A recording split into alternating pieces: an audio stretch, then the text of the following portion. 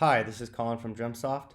In today's tutorial, I will be showing you how to set up an email account within Jumpsoft, how to make an email template, and a notification action.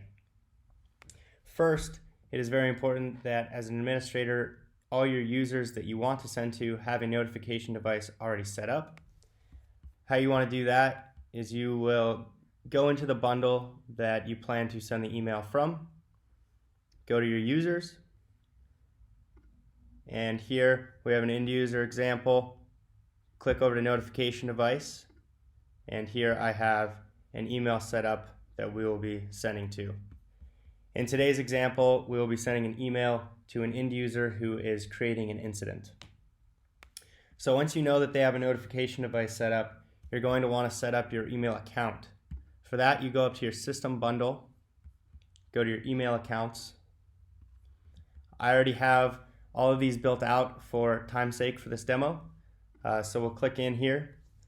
You will see that we have our sending and receiving settings for your email server. Once you have those configured properly, you go back into the bundle that you'd like to send an email from, and this is where you will set up your email notification and templates. So first, we're going to set up our email templates. To do that, click the gears, go to Miscellaneous, Email Templates. For this case, we are going to the end user creating an incident. So we have the bucket type, and it is pointing at the incident bucket. And here's where you will copy and paste or build your CSS HTML. And since it's coming off of the record, we have this %curly record dot on all of our variables. Once you have your template as you would like it, you can go here, test it, make sure it looks okay. Everything looks good there. Now we're going to want to link our email template to a notification action. To do that, come right under it and hit the plus button. Here I already have one created, and it is to the bucket of incident, and it is when an incident is created, so it's just on insert, and it's going to send to the requested for or the person creating the incident. You can also add more custom conditions here, or you can send to groups if you'd like. If you want everyone in your service desk to get an email as well when an incident is created, you can do that. And once you have your template notification action set up, you should be ready to actually send the email.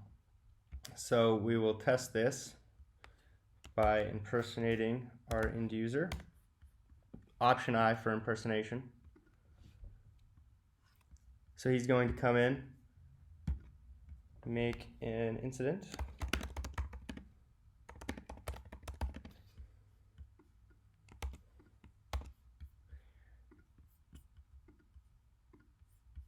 Going to submit the incident, and within a few seconds I should be getting an email that the incident was created,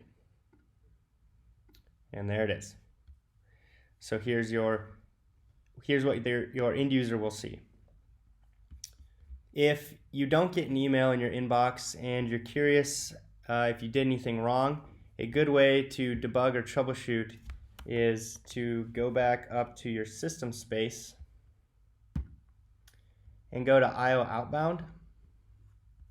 From here you can see all of your emails that you've sent, and you'll see the state. You can click in and fish through here to maybe give you an idea of what went wrong. That's all for today. Thank you.